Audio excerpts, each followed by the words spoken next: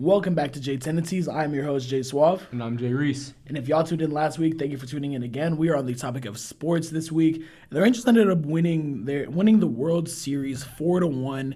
And I know if you're a Dallas native or just a Rangers fan in general, you're probably the most happy you've ever been because this is the Rangers' first World Series ever. How do you feel about that, Jaden? Yeah, like you said, this is their first World Championship in franchise history, Being from Dallas, I'm not a real baseball fan, like a real big baseball fan. Yeah, it's not like nothing like the Yankees or the Red Sox. But I do have a personal connection with the Texas Rangers, so that's not something I want to go into today. But I just want to say, it's really exciting, having that happen in our city. Unfortunately, we weren't able to make the parade, which I heard was, bumping. I had a couple friends out there, and I saw some people at work, some parents talking about how exciting that was, that they were able to attend. So, I think it's just great for our city, for Dallas. Even though it's the Texas Rangers, they don't lie like the Dallas Cowboys. They're in Arlington, the Dallas, not in Dallas. But, the parade was bumping in Arlington. Most definitely. And, around 750,000 people. That's insane. Crazy. Then they were doing, they didn't have a bus like, regular sports. It was real Texas. They were rolling around in trucks and stuff like that. So someone get Big X out there, bro. We from Texas. But, anyways, we're going to go ahead and recap the NBA this week. There's been some big players. We've had some teams start off slow. I know, Jaden, you're kind of worried about the Heat so far. I'm not too worried about my team. We're 5-0. But I kind of want to hear about your thoughts about the Miami Heat so far. Yeah, man, we're 2-4 right now, which is not ideal. Coming off a finals run, we obviously didn't improve like we wanted to because, we wanted Dame in the offseason. We didn't get Dame. And, one of the big things that, because we wanted to clear some cap space so we can go try to get Dame, is that we let go of a lot of our really good role players. Gabe Vincent's not doing a lot right now in L.A., but Max Strus is he's been pretty decent right now for the Cavaliers. So those are kind of guys that we are missing right now in Miami. Jimmy, Bam, and Tyler have been really pretty good this season, but the rest of the pieces need to start clicking. We need some of the role players to go off. Thomas Bryant's playing pretty good. Hawkes is playing pretty okay off the bench. I don't think he's cracked 10 points yet, but he is a rookie. He's getting his minutes off the bench looking pretty good. The other night he made a start. He had a starting game, but they were trying to make him play outside of his comfort zone. He's trying to play more like Jimmy, because that's he looked up to who he had idolized his game after. Mm-hmm. So him going out there and trying to shoot threes and stuff like that, which isn't his game, is not something you want to do. Duncan Robinson, he's on and off, not consistent. But, he's stepped up really well on the defensive end of the ball, which is I'm surprised to see because, when he was, one of the best shooters in the league, at one point he got that big contract, the biggest liability of him was the defensive side of the ball. So having to see him improve on the defensive side of the ball is really refreshing. People in Miami, I know you're not a Miami fan, but Miami fans, every time Duncan's having a good game, it's always Duncan Robinson's birthday. They say because he's always having because he had went crazy one year on his birthday, and now every time it goes like crazy from the three, he's like, "Happy birthday, Duncan Robinson!" But Jimmy's averaging 17 points per game, 7 rebounds. You would want to see more offense from Jimmy right now. Bam is averaging 21 points per game, also 7 rebounds. But Bam has looked really, really good this season. I'm really proud of what he's doing. Tyler Herro is 26 points per game, 6 rebounds, and 5 assists. Tyler was like, y'all were going to let me go? Let me show y'all what I got in me. And Tyler's been looking really good, looking like the best player on our team so far this season. Aside from the first game where he started off a little bit slow. But, that was the first game. But now it's been like a week or two since the season started. We saw him after getting that second win in the in-season tournament. Tyler Rowe is looking like a real stud in this lineup, and he's making us regret ever trying to trade him away. Well, let's talk about your Celtics, man. How you feeling about your Celtics? I know they're starting 5-0, but I want to hear what you have to say about it. Who can really compete with us, man? It's just one of those things. You go out, get a top-tier defender in Jrue Holiday, blockbuster trade for him, and you got Kristaps Porzingis. This is really just kind of what you expect for your team, especially coming off of a season where you lose a heartbreaking loss in Game 7. Your star player gets injured, and who knows if they would have won that same game even if he didn't get injured. But it was just a thing like if the Celtics want to win, this is going to be their year to win it. They got 2 new guys on the team who are key pieces to this team. Derek White has looked as good as he has in the last 2 years. And just, you got Jason Tatum. He's averaging 32 points, 10 rebounds, and around, I think 4 assists. So him being able to go out there, do this stuff for his team, and being able to – he just won Player of the Week, too, Eastern Conference Player of the Week. He had Steph with Western Conference Player of the Week. They're just playing amazing. And, Jaylen Brown is doing Jaylen Brown things. So just knowing that this team is starting off 5-0. This team is going 82-0 until further notice. And I'm telling y'all this now. But I really don't feel like there's a team that can even try to compete with it. And just even going into that, I know the Bucks started off 3-2. They don't look too good. They had really bad losses to the Hawks and the Raptors. But I know some people are saying, oh, they need more time. But Giannis has been in the league since, 2014. Giannis has proved himself. I know that. Dame has also proved himself. Maybe they just need more time together. But it's just, this team isn't the same defensively either. So, because they did lose a key piece in Jrue Holiday going for Dame. So, but I really think timing is really important between those two, because you do have these 2 star caliber players, and Dame is coming from where back in Portland where he didn't have really no help. Right now he has one of the best players in the league right by him, so it's a little bit of adjustment period, especially getting traded so late in the offseason. So they didn't have the whole offseason to build that chemistry and build that connection that other stars and duos have in the league. So he definitely does need a little bit more time. But last game, the first game of the in-season tournament, which to be completely honest, I still don't have exactly 100% clue about how it's working. But Dame played really well. He had 30 points, 4 assists, 4 rebounds. And in the last minute of the game, he had a clutch 3 to put him over the top and a layup to extend the lead. That ultimately ended up letting them lock up the win against the Knicks. So I really think that given a little bit more time, those two will really build that connection that many people thought they would have going into the season. The Knicks be giving everybody a run for their money, bro. If it wasn't for Tatum going crazy in the end of that game, the Celtics would be 4-1. Yeah, the Knicks are 2-4, but it's not looking too bad. I still want to go back on the Bucks though. Just going back on the defense that they had, they were ranked 4th in defense last season. You got Giannis, you got Bobby Portis. Bobby Portis is really underrated this year too. I mean, he's been underrated, but Bobby Portis definitely looking good this year. But being ranked 4th in defense last season, you lose Jrue and you go down to 25th. I know it's been 6 games. But that's something you want to start off high on, because if you start off that low on defense, there's 30 teams in the NBA. You're not going to jump that high that quickly. There's only 82 games, and I know that seems like a lot, but at the same time, you're playing every 2 days. So, and you'd think that if you got worse on defense, you get better on offense, but that hasn't even helped either. They had a better offensive rating last year than they have this year. Well, the Celtics have the best offensive rating in the NBA. Come on now, boy. Hey, all I know is just give it time. Celtics, we'll see another Celtics Miami Eastern Conference Finals. I'm calling it now. We'll see the Celtics. We'll see Miami. Hey, we'll see Miami. Just trust the process. Hey, never count out Jimmy and Spo. Coach Spo know what he's doing. But let's talk about the Lakers, right? Because we talked about Gabe Vincent a little bit earlier when we were talking about Miami. But the Lakers are looking really good, with their stars, with LeBron and AD. And they really need just a little bit more help from their role players. Last game against the Magic and the game before that against the Clippers, against the Clippers, LeBron had 35 points, 12 rebounds, and 7 assists, which is crazy. Year 21, he's still going out doing that.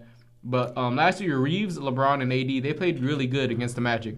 But the role players need to step up. Like I said, Gabe Vincent, who was a key part of us making that finals push in the playoffs last year, he's averaging 6 points per game this year, and he did not play the last 2 games. So we definitely need to see him step it up, and also those other role players step it up. You see those memes online. These role players look amazing on other teams. They play with LeBron, and all of a sudden forget how to play the game of basketball. So what do you think about the Lakers so far? I mean, they just started off 3-3, and I think they can definitely do better. I mean, losing by 19 points to the Magic is kind of crazy. And whenever they're missing guys, they're missing one of their best guys in Wendell Carter Jr. But just in general, having the Magic drop 120 on you should not happen. And I know the same thing happened. I think the Celtics played the Magic 3 times last season and lost all 3. So I know what it's like. And I was like, dang, the Celtics ain't never going to beat these guys. But there's been times where the Lakers have stepped up as a team. They just beat the Clippers by 5 not too long ago. We talked about it last week. And they've already beat the Magic this season by 3. So it was just a thing, like, you got to take your struggles with a grain of salt, go to practice, get better every day. I don't know, Anthony Davis was talking about it. He was lamenting on LA's struggles.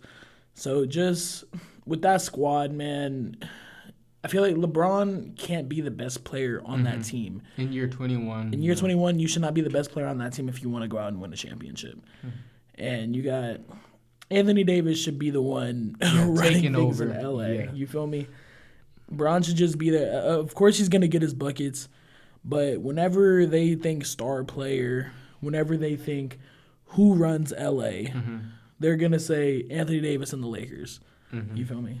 Yeah, you definitely, especially with, some of those wins, AD did step up. They got really good, promising wins against, the Suns, who are a favorite in the West. And they had another good win against the Clippers, like we had said. But then you look at some of their losses, which were pretty close losses against some really good teams, against the Nuggets and the Kings. The Kings brought Golden State to 7 in the playoffs in round 1 last year. So you can't count the Kings out. And they lost in overtime in that game. So, it's really them getting it. Because once they get it all together, once AD finally takes over, once those role players finally get going in that lineup, hopefully after this game that they have coming up. Because, I don't want them to get it together against Miami. So they just got to get over the hump. Yeah, after the Miami game, y'all get it together, and then that's crazy. After the Miami game. After the Miami game, we need a little push right there. But yeah, man. I mean, Anthony Davis averaging 26 points, 13 rebounds.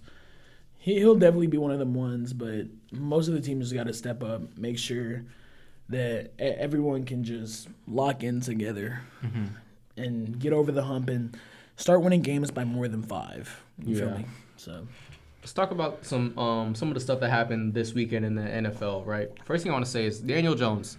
I feel bad for him, right? I gave Daniel Jones a lot of slack last week when we were talking about Tyrod Taylor. But Daniel Jones just tore his ACL, right? And he just came off of a neck injury. So, coming right back off an injury and then tearing your ACL again, that I feel bad for him, because a lot of people have been, pretty down on Daniel Jones all season. So he was looking to, come back out of the injury and be like, hey, I deserve this money. Let me show you what I got. And then he goes out there and tears his ACL. Yeah. So this is going to be a lot more negative feedback put on him because he wasn't able to stay healthy. And then they're going to be looking at what he was able to do when he was healthy. And then a lot of stuff is going to happen against him in the media in the coming weeks or months. But yeah, I definitely feel you. It's going to be one of those things where the Giants are definitely going to start scouting QBs in the offseason. And it sucks that this happened in week 9 of the NFL season. They only have 8 weeks left. So it's just one of those things talking about, I mean, you got a lot of guys coming out of this draft class. So the way that the Giants are going to look in, it's sad for Daniel Jones. I understand it, but these things happen, and I get it's still one of those things. I feel like it's the turf, so they need to play on grass, and especially him coming out of the injury-prone stuff. Like he just missed 3 games, so missing 3 games, coming out, he's like, let me prove myself. I'm finally back, and just not being able to do that, it takes a toll on your mental health too. And I know that because he was already getting bashed on since week 1, since they lost to the Cowboys 42-6. But I mean, it's just really bad for him. I really feel for Daniel Jones. I honestly thought this would be one of his last years in New York anyway, but it sucks that this is how it had to end. Yeah. Let's talk about your boys over there in Carolina. Bryce Young Goodness, boy. struggled again today. After having a pretty good game against the Texans, who just had a great win against the Buccaneers. He went out there and threw 3 interceptions. 2 of them were pick sixes to Kenny Moore the second. You know what I'm saying? Mm-hmm. Kenny Moore, too, got 2 touchdowns yesterday. So what do you feel about Bryce Young right now in that Panthers offense and that Panthers team as a whole, after the trade deadline and after y'all had that what you thought would have been a promising win against the Texans, and then y'all go out there and do that against the Colts? Yeah, man. I mean, it was obviously a really terrible game, and the 2 pick sixes, you can't defend them. Mm-hmm. You feel me? Like, they went straight to Kenny Moore, and the reason why they were touchdowns is because there was nobody else there. So it's just one of those things like I know Bryce is a rookie, but at the same time, there are things to where this shouldn't happen. And after the game, he was like, I got to get better. And I definitely feel the same way. He's got to get better. But at the same time, I feel like half the time it's also a coaching problem. You got Frank Reich calling play. I mean, he's not calling plays anymore. But it's just one of those things where if a team only has 13 points in the fourth quarter and you have 3 against the Colts team, which has let up 35-plus in the last 4 weeks. Every single game they've let up 35-plus in the last 4 weeks. And we go out there and put up 13 points, and it didn't even matter. Kenny Moore had 2 touchdowns, and Bryce Young had 1. Like the crazy thing is, though, I know there's a big difference from college to the NFL, but a lot of these picks and these interceptions and these bad decisions that Bryce Young are making, he wasn't making under not Bill Belichick, under Nick Saban up in Alabama, right? Because in Alabama, he was a Heisman winner. He was one of the best quarterbacks in the league. In the college football. So that's why he was drafted number 1 overall, because he had that talent and that skill set. So seeing him play this poorly in the NFL, I wouldn't say it's surprising because we have seen this before with other quarterbacks, but it's like something you wouldn't expect from Bryce Young. Yeah, he's just one of the smartest quarterbacks in the league too. But I do want to touch on the defense. And the defense were able to hold the Colts to 198 yards this game and 3.5 yards per play. That is a season low for the Colts. And I've been talking about this Carolina defense all year, not necessarily on the pod, but I feel like over the last few years, whenever we've had our 5-11 years, whenever we've had our 7-10 year last year, our defense was kind of our only bright spot. And you can even tell in the second half, the offense scored 1 touchdown. The Colts almost scored 1 touchdown and a total of 50 yards on 18 plays, and we were able to get them off the field consistently. But whenever your offense is out on the field and can't score, whenever you truly need it, that it just can't happen, bro. And hopefully Bryce Young gets it together. It won't happen this year. Hopefully we win more than 1 game. But, I mean, hopefully that just happens, and by next year he'll be straight. So, yeah. Just hoping for better, especially us being 1-7, bro. Like, come on. Do you have any teams that you want to talk about from the last week before we get to our topics of the week?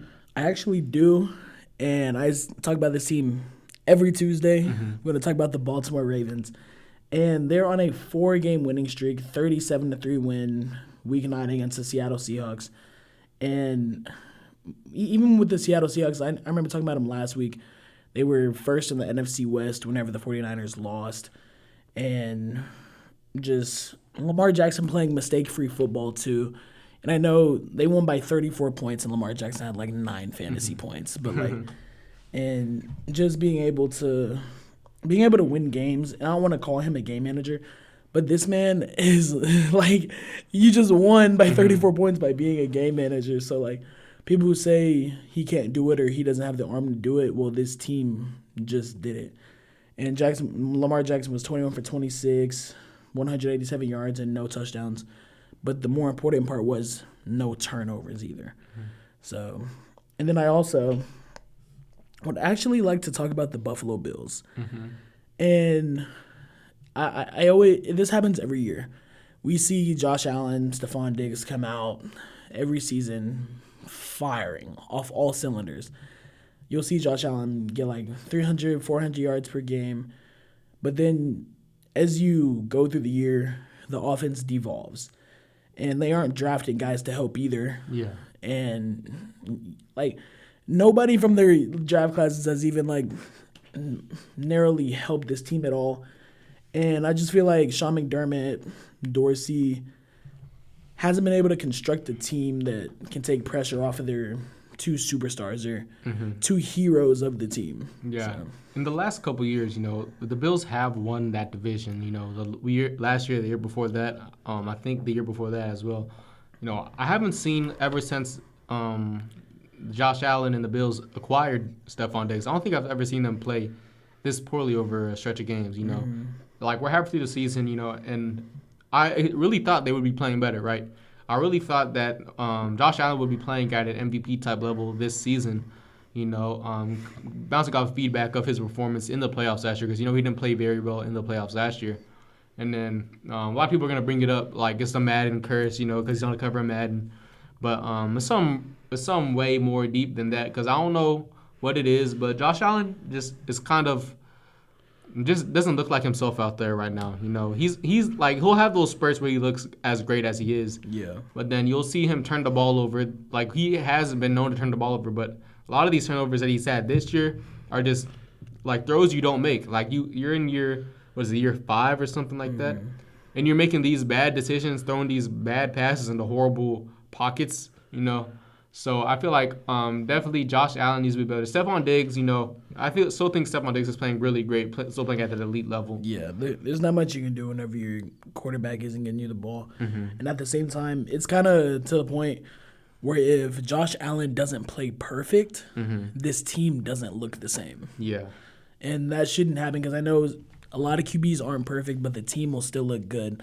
Like you see Jalen Hurts on one leg, and they still win by 5. But even just speaking on the Bills, whenever Josh Allen isn't throwing for 350, 23 for 25, 4 touchdowns, the team doesn't look the same. So, and even you just really can't do much whenever you got guys who aren't getting the ball, and the offensive line isn't that good either. So maybe just the coaching thing needs to change, honestly. So we'll see about it. All right, let's go ahead and get into our first topic of the day. Even though our real first topic is that weekly recap, we went real deep into that. The Raiders had a dominating win against the Giants. Do you think that the Raiders have found their head coach of the future with their interim head coach? I mean, I feel like it's kind of early to say. The same thing happened with them back in 2021 where they turned to Rich Bisaccia. I'm pretty sure that's his last name, but remember that whole thing. And whenever Rich led them to the playoffs, everybody was like, this should be their head coach. And just Mark Davis was just like, nah. So Mark Davis went out and ended up getting Josh McDaniels. Didn't end up working out, but I feel like as a coach, if you're willing to run through a wall for this man, and I definitely feel like I still feel like it's too early to say, but by the end of the season, the Raiders are second in their division right now. So if they can find a way to keep winning games, their next game isn't too tough, I don't think, but I know they play the Detroit Lions in 2 weeks. But if they can keep up their momentum, they just won 30-6. But if these guys are ready to run through a wall for Antonio Pierce, then so be it. If they're able to keep winning games, I guess it doesn't have to be in dominating fashion like they did against the Giants, who I still believe are the worst team in the league. But if they're willing, then so be it. Yeah, man. I think I agree with what you said at the end. I don't think it's too early to say just because, Antonio Pierce has that energy. Watching that first presser that he had, coming out of, like, right after Josh McDaniels was fired, he was representing, Raiders culture. Like, hey, he's like, I don't know what we were doing before, but, we're not an organization that wants to lose. We believe that we can be up there with the best teams. He was firing it up. I was feeling fired up. I'm not even a Raiders fan. I know your dad's a Raiders fan. So he was probably getting pumped up by, listening to Antonio Pierce speak. But just hearing what the players also have said, that atmosphere after the game, you definitely see a bit of a change, in The demeanor. yeah, exactly, of how the team feels, right? Yeah. With Josh McDaniels, they were all, I don't know what we're doing here, I don't know what's going on. But right after he was fired, Antonio Pierce got promoted to the head coach for the rest of the season. You saw them, kind of come alive, and these players are ready to run through a wall for this head coach, and this team is just motivated that they weren't like how they weren't before. Although they played the Giants without Daniel Jones, they scored the most points that they have all season. They had the most rushing yards that they have had all season. So I definitely think that he should be the front runner for the head coaching job going forward, just because I think he's already building a culture in that 1 week that he's had with the Raiders organization as the head coach. And I think if he's able to continue to build upon that, we'll have like a real another Dan Campbell kind of situation where he's just building his own culture over there, and the team, the fan base are really gonna vibe with it and mess with it. Yeah, most definitely. And even speaking on Dan Campbell, Raiders winning 30-6. They won by 24 points. This is the most points an interim coach has won since Dan Campbell, since he became interim head coach. And they ended up winning by 28 points. I can't remember who it was against, but they ended up winning by 28.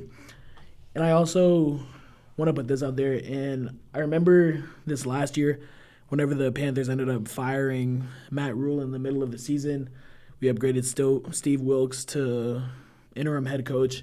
And it was a thing where I wanted him to stay head coach because the guys were ready to run through a wall for that guy. And whenever your guys love you as coach, the Panthers ended up winning, 5 out of their last 7 games. And that was probably like the best 2 months I've ever had in the NFL season for the last couple of years. But it was kind of odd whenever they decided to move on with him. I really didn't think they would. Like, I knew Frank Reich would have been a good candidate, but, like, I feel like a coach that gets fired in the middle of the season by their team, hence Frank Reich, I feel like at the same time he shouldn't be your front runner, I guess, because there's a reason why he got fired. And I feel like they definitely should have kept Steve Wilkes. I feel like the Panthers would have been in a way better situation, especially with guys they're already familiar with. Steve Wilkes has been with you, but, he got a better job down in San Francisco. So we'll definitely see about that. All right. Next thing I want to talk about, we got 2 quarterbacks here, right? I got to ask you 2 simple questions, right? Is C.J. Stroud him? And is Josh Dobbs also him? I'm going to start off with C.J. Stroud. Yes. I think he's him. I'm an Ohio State fan. I'll never be against Stroud. And they ended up playing. Who was it again? The Buccaneers? Yeah, the Buccaneers. I'm over here about to switch both Dobbs and CJ. They ended up playing the Buccaneers.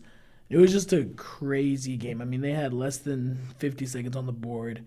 And CJ Stroud goes down there and narrates every single play. And I also even want to touch on Tank Dell.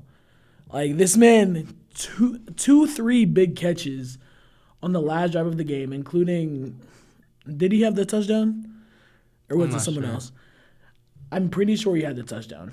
And that was just one of the craziest things I saw. Like, whenever Baker Mayfield led that team down to go score, I was like, dang, that might be over, like, for real. Because I'm not saying that Baker's for real like that, but I just didn't think C.J. Stroud had it in him to take it over 70 yards as a rookie quarterback. And the craziest part was they put the camera on him after they scored. Bro, ain't even crack a smile. Like, bro, and Tank Dell was over here so hyped. And Tank Dell was just running around, but I don't even think he smiled either. But they kept putting the camera on CJ Stroud. He was just like, yeah, but he was looking like Jalen Hurts out there. Like, what? And it was just like, CJ Stroud is definitely in for that. And on the season, 2,270 yards, 14 touchdowns, 1 pick. Like, if this team wasn't, 4-4, we'd be having some serious conversations. Yeah. C.J. Stroud, easily the front runner, most likely 100%, like 85, 90% chance he wins Rookie of the Year. right? The only other guy that was in that conversation before was Puka Nacua, and then I just think C.J. Stroud just has that over him. This game, 470 passing yards, 5 passing touchdowns, 0 interceptions, 147.8 passer rating. Like, that's incredible, right? As a rookie quarterback, that's the record-setting, highest passer rating that a rookie quarterback has ever had. I think he had another record. I don't think it was yards. Was it touchdowns that he had? What was the most for passing touchdowns for a rookie quarterback? I am pretty sure it was. Yeah, This was good. He had 5 touchdowns with no picks, which tied the record that Big Ben has. Yeah, bro is phenomenal. Bro was already a top 10 quarterback in the league, probably. And the only thing is, he's a rookie, so he's only going to get better. Like, every year he's going to get better, and which is just incredible, right? So I definitely think that C.J. Stroud is easily him, right? If anyone that was doubting him before the season started, which includes me, right? We were wrong. Like I said, we were wrong. I don't know why we ever doubted him. Probably because those test scores were so bad. My bad. Not you. I know you weren't. A lot of people were though, because beforehand there weren't a lot of great Ohio State quarterbacks in the NFL. The best one was Joe Burrow, but Joe Burrow doesn't claim Ohio State. He claims LSU. So not that he doesn't claim Ohio State. LSU fans don't like the fact that Ohio State. Yeah. It's just fans that say it, because Joe Burrow is from Ohio himself. So definitely him. And Josh Dobbs. Let's go ahead and talk about Josh Dobbs. 158 passing yards, 2 passing touchdowns, 66 rushing yards, and 1 touchdown. That's 224 yards and 3 total touchdowns. Like, geez, bro. Like, bro got traded to the Minnesota on Wednesday. He had a 4-day turnaround. He didn't even know all his players' names yet. He was in the huddles asking the O-lineman about protections. He didn't know what to call. And then he went out there once the rookie quarterback went down with concussion. And he took over. He led him to a win. He's had a very good season so far, but seeing him flip that switch, because he's really smart. He's an aerospace engineer, so he's a very intelligent guy. So even though he didn't have the playbook 100% locked down, he was able to go out there, make the reads, make those good decisions out there, and just ball. That was just straight ball, because he didn't know the playbooks. It wasn't knowledge, nothing like that. Yeah. He's out there balling, bro. And even talking about him, it's just like you go out there, you don't know any of your teammates' names, and being the first player in NFL history to total 3 touchdowns in 2 weeks on 2 different teams, and that's one of the things we probably won't see again for a minute. And just seeing Josh Dobbs do that, he doesn't even know the playbook. Ended up with 66 rushing yards, and have those rushing yards coming off scrambles because he doesn't know what people are running. And I'm pretty sure he had a touchdown on the ground too, right? Yeah, 1 rushing touchdown. Yeah, 1 rushing touchdown on the ground.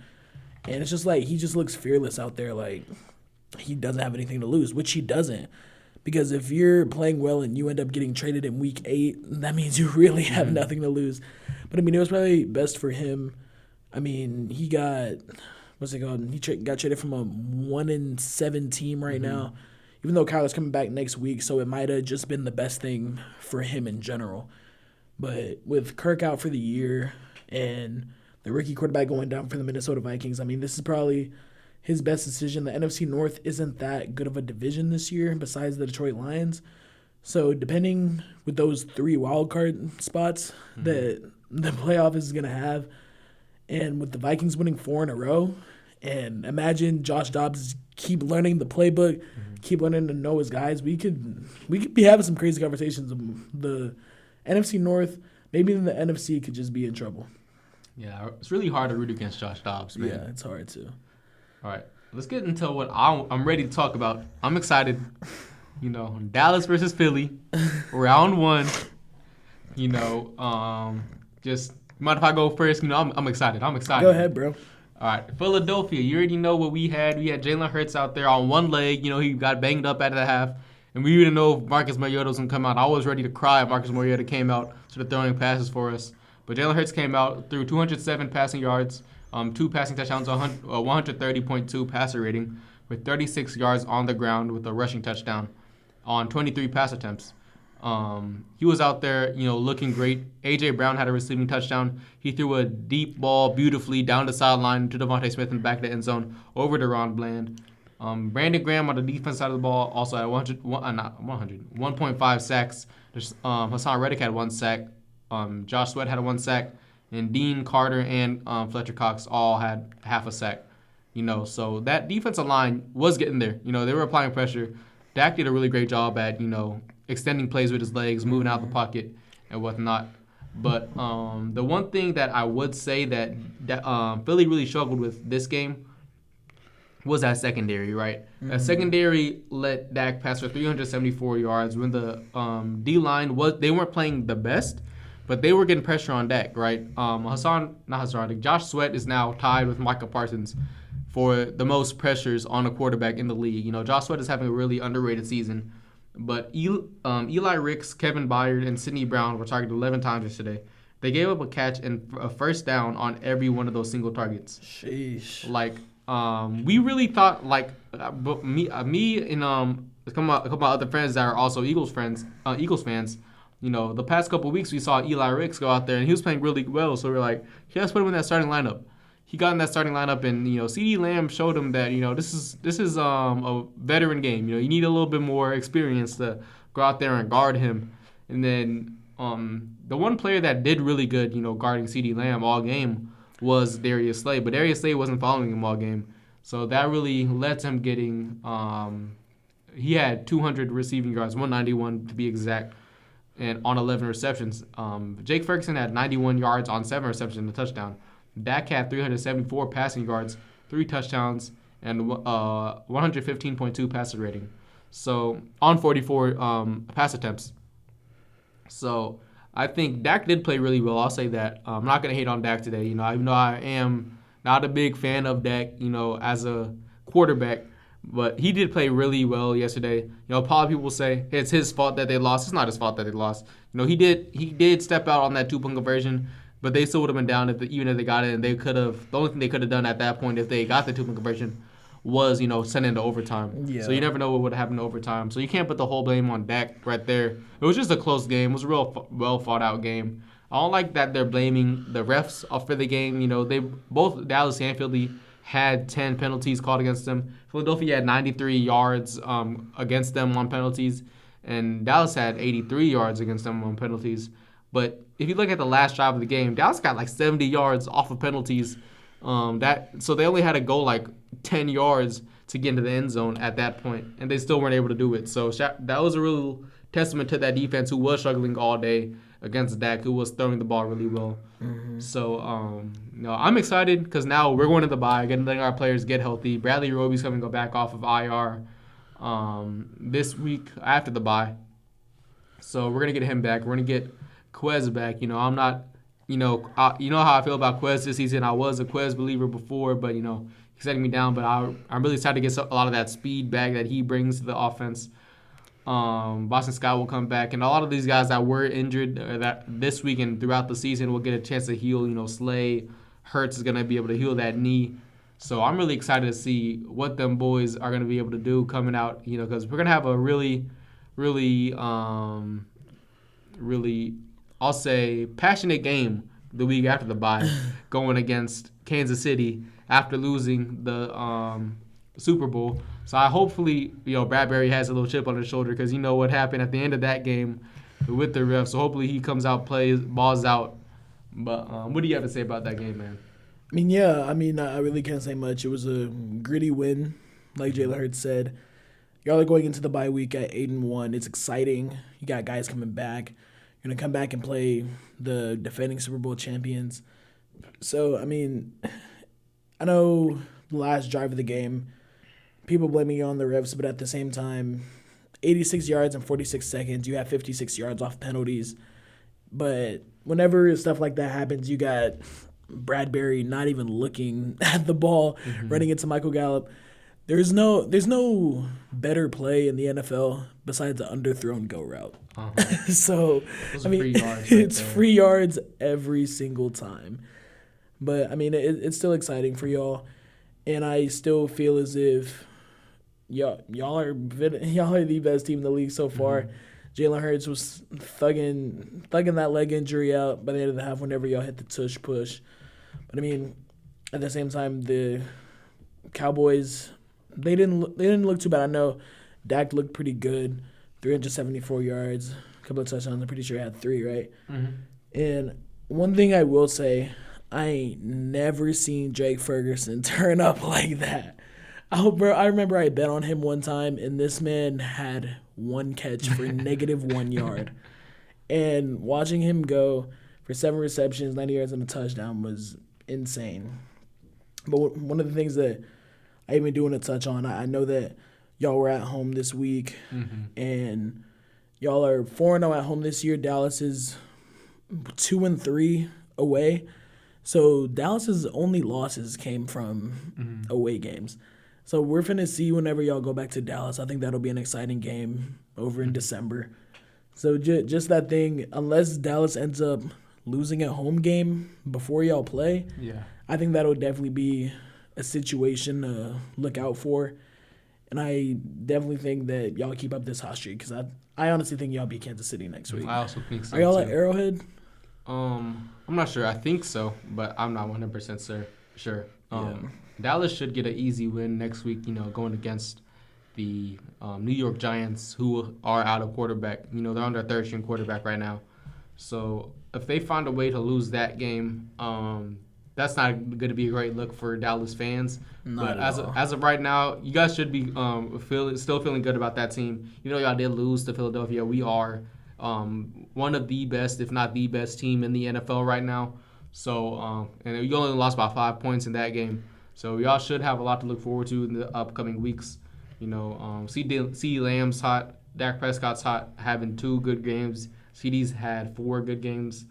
So Dallas fans have a lot to look forward to. Let's talk about the games of the week. I want to let you go first. What are your 3 games of the week that you have coming up? So the first game I want to say for the games of the week, y'all know me. My team going to be on prime time this week. I'm going to go the Panthers and the Bears. It'll be Bryce Young. I think it's his first game on primetime this year. I think it's our first and only game on primetime this year. So I'm excited to see. It'll be on Thursday. We get to, see DJ Moore back in action against us. Our DBs are terrible. So it's horrible. It's going to be 2 bad teams going against each other. So hopefully we're not too bad against this team. It's just a matter of fact, if we lose to Tyson Bagent, y'all, if we lose to Tyson Bagent. Either way, that pick is going to the Bears. We just got to win. They don't care if they win or lose right there. They're getting a good draft pick either way. Yeah, but it's just one of those things. That's a moral thing for me, bro. Like, we lose to a guy who was at a D2 college, and I know some other teams lost to him, but at the same time, I couldn't imagine how much crap would be talked to me that night, and I'm finna talk about it on the pod next week if we lose. Like, Red's gonna come in, tears in his eyes. No, for real, I might have to take a little video for y'all, like a picture after the game in my jersey. I'm gonna be like, y'all, ain't no way. But I mean, the second game I want to talk about, it's gonna be the Browns and the Ravens. This AFC North race is one of the craziest things we've seen. We have the Ravens at 7-2. They really should be 8-1, but they ended up selling the bag to the Steelers. But I mean, at the same time, and the Colts. But at the same time, every single other team in the AFC North is 5-3, so they are right there. Yeah, if the playoff picture ended right now, the season ended right now, all teams in the AFC North are in the playoffs. That's insane. And I don't think that's happened since the NFC South, like back in 2017. I think it happened, or like at him, actually in the season, or like projected. Like actually in the playoffs. Yeah, because it was projected last year, like halfway through the season. I remember because the NFC East was in there too. Yeah, and then just that'll be a good game. Another game I have next week, I actually want to go, most likely the Lions and the Chargers. That'll definitely be a good game. The Lions are favored on the road. They just came off of a bye week, so we're going to see them next week. See some fresh legs. So hopefully, we're recording this on a Monday, so the Chargers might win, might lose tonight. So just depending on how that goes, might be how the game goes next week. But we'll definitely see. Yeah, man, those are some great games. That Browns-Ravens game is going to be really good. They both have really great defenses. And, Ravens are on a hot streak. The Browns are coming off a really good week. Deshaun Watson, had a really good game with Amari Cooper last week, coming off injury. So just over time, as Deshaun Watson gets more healthy, that shoulder gets healed up a little bit more. Excited to see what happens against that team because I feel like that game's going to be a real defensive battle. Yeah. My games of the week, I have Commanders versus Seahawks. Sam Howell's coming off a back-to-back really good weeks. And he's going against the Seahawks team that just had a very bad loss against the Ravens. So the Seahawks are going to have something to prove, a little chip on their shoulder. And the Commanders are going to keep it up, right? Because we were talking about before how Ron Rivera is on the hot seat. So, he's still going to want to keep his job. So he's going to have to keep playing well, make sure that team stays really good, and hopefully try for one of those wild card spots. Also have the 49ers and Jaguars. 49ers are coming off a 3-game losing streak. But they're getting some of their key pieces back. I think Trent Williams coming back, as well as Devo's going to come back. So those are the really two big pieces in that offense that they need. Yeah. Brock Purdy's going to need to stay consistent. Jags have won a lot of close games, so I'm interested to see how they do against a really good football team. Because they did lose they lost to Kansas City, which is a really good football team. They lost to the Texans, who I wouldn't say are a really good football team, but they are a good football team right now. Yeah. But they did beat Buffalo. So, Buffalo, like we said, they are on and off. But I'm really interested to see how they play against this really good defense they have in San Francisco. The last game I have is the Saints and the Vikings. Josh Dobbs with a whole week of practice and getting the ability to learn the playbook. I'm excited to see what he does against that Saints team. That Saints team have a pretty underrated secondary. Tyrann Matthews, Marshawn Lattimore. I'm excited to see what he does against that team because their O-line isn't the best, and they're going against Cam Jordan, who is one of the better pass rushers in the league, and Demario Davis, who is a really good middle linebacker in the league. So I'm really excited to see how they do. I don't know if Justin Jefferson's coming back this week or not, but if he they actually just opened the 21-day window for him. Okay. So he'll definitely be back soon. Probably not this week, but soon. So if he is back this week, though, that'll be a really great see Josh Dobbs. You get Justin Jefferson, and you get Jordan Addison, who's been playing really good. I think T.J. Hawkinson was also hurt. I don't know I forgot what his injury was. I don't know if he's gonna come back soon or not. But that should be an interesting game. All right, man. Top 5 NFL teams. The list. What does Stephen A. Smith say? It's always fluid.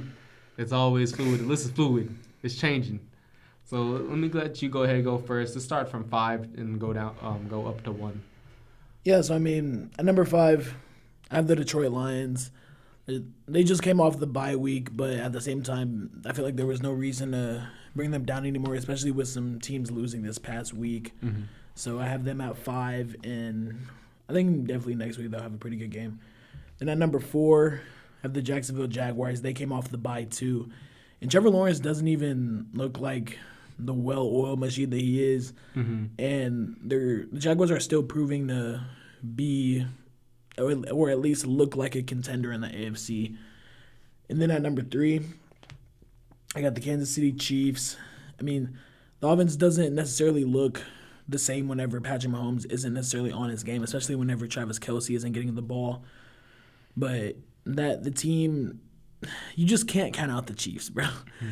And then I got the Ravens at number 2. They are the team to beat in the AFC.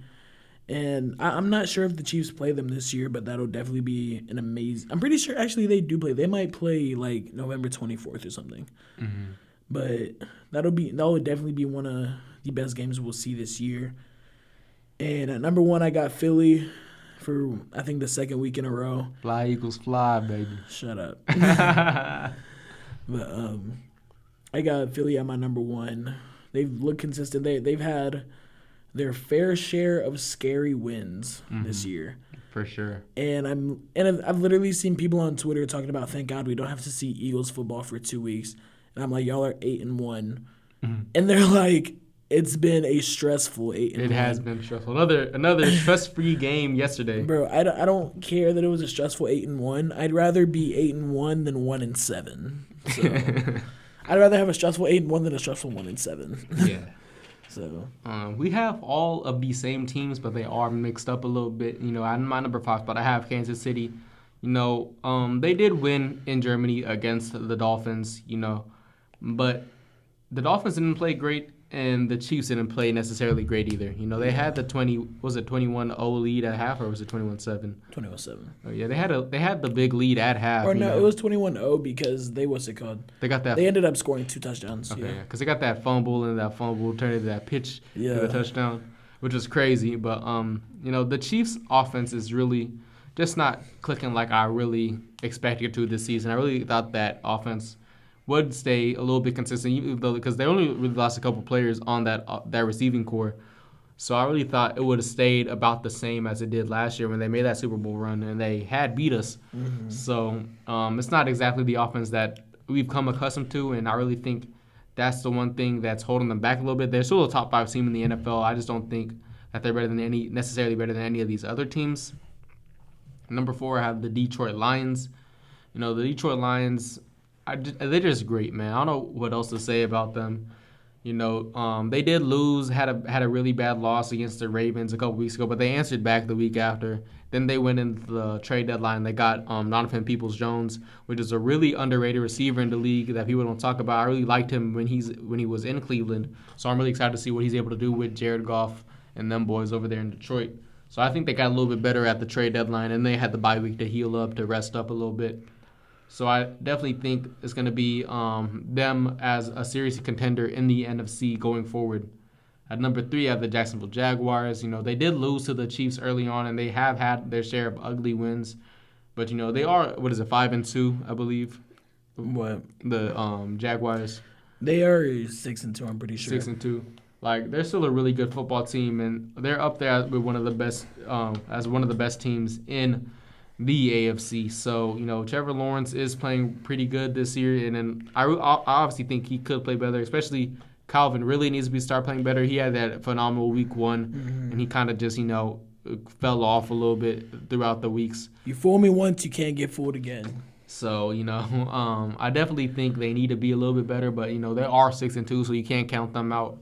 And I think right now they are better than the Chiefs offensively, which is really where I'm kind of leading. That's why I'm leaning towards them more than the Chiefs right now. Defensively is where it gets you, though. That defense isn't as good as the Chiefs. Yeah. So it's really there are really good teams. So I like how we have the same 3 teams in the same 3 areas. So it's really just it could really change around. The more you get to that. The more you get to the end of the season, the more consistent teams stay, the more they gel together. Yeah. The teams are going to stay the same. So, our top 2 teams are exactly the same. I have the Baltimore Ravens at 2, you know, the best team in the AFC right now, and I really don't think it's a competition. Them boys are looking crazy. Lamar is one of the 2 top MVP candidates right now. And top then 1. Top 2. Top 1. Top 2. Top 1. Top 2. You already know who I have at that other spot. I know you have Hurts at the other spot, but Lamar should definitely win it over him. I'm saying top 2. Hurts playing incredible, man, on the banged up knee. And then if you take Jalen Hurts out of that team, I'll talk about that later. I'll talk about it when I get to my number 1 spot. But right now I'm talking about number 2. They're looking great. They're looking incredible. OBJ scored his first touchdown in like 600 days or whatever. You know, and then, you know, he was frustrated the week before because he didn't score yet. But, you know, that defense is legit. That offense is legit.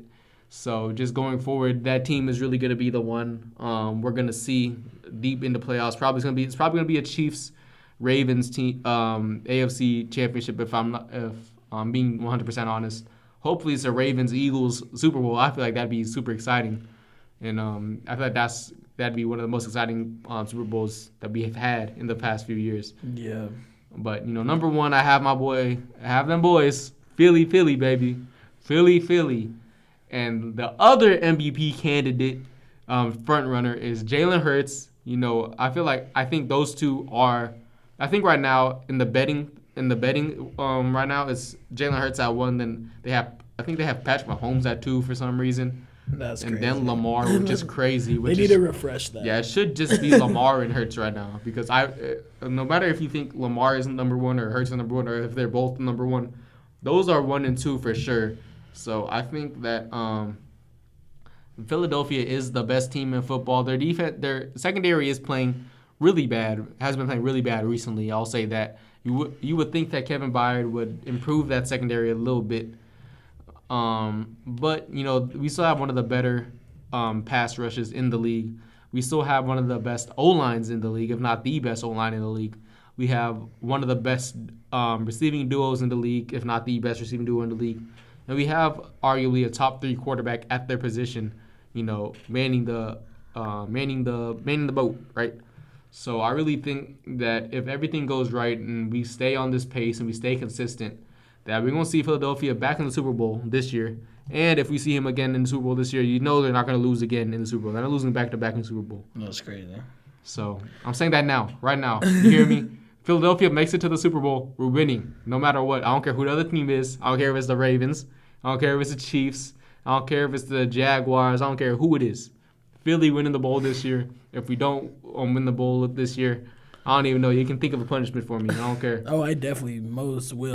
Since now that's on the pod, I will think of a punishment. But I want to talk about the Ravens again. I want to give a huge shout out. Geno Stone has been one of the best safeties in the league this year. I know y'all saw that Geno to Geno connection. Yes, the Geno to Geno connection was insane this weekend. And he has 6 picks off 9 games. Mm-hmm. I think he's leading right now the NFL in interceptions. Leading the NFL in interceptions. And just watching this defense almost basically being led by him and Marlon Humphrey. And he was even like, excuse my French, but we're a bunch of assholes.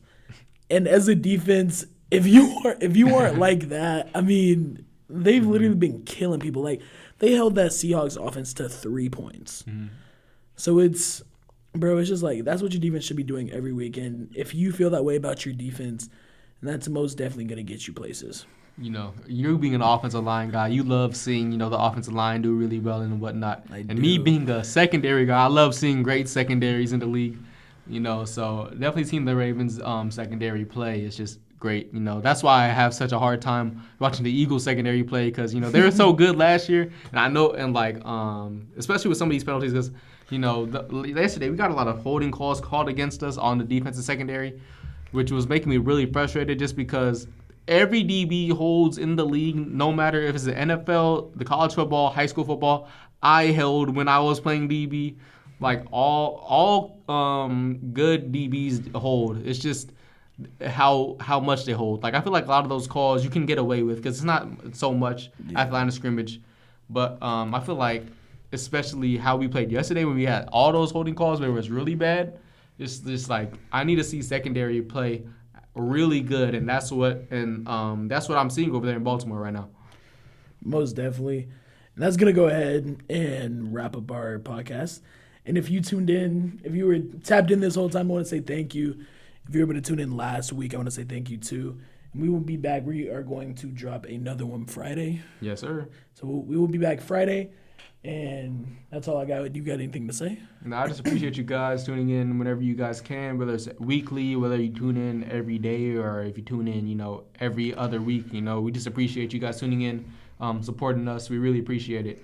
And that's about it, man. Yes, appreciate y'all. Pod will be out on all plats soon. We'll post about it, and our socials are J Tendencies Pod. So follow us on there, and we will see y'all next time. Thank y'all. Thank you, guys.